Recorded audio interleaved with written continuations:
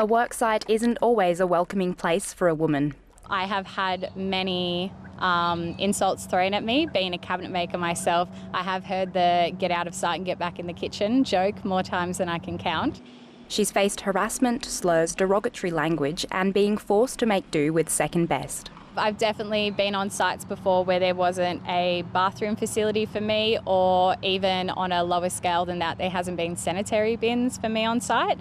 Although times are changing and not all workers experience harassment, many argue there's still a way to go. You just kind of have to work a bit harder than everyone. That's the only, I guess, disadvantage, is that you're having to constantly prove yourself every day.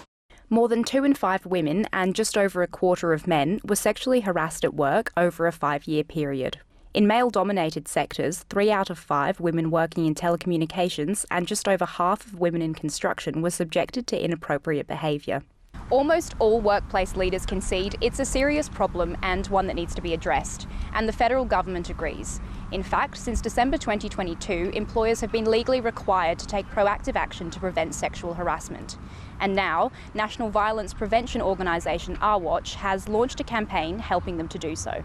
It includes training, it includes reviewing policies and procedures with a gendered lens, it includes looking at your gender pay gap, it includes looking at how many women you've got in leadership, and it requires every part of the organisation to lean in. It's definitely about the kind of culture you have on your work site, in your office, in your company. They should call it out as they see it, so everyone knows that it's not a joke.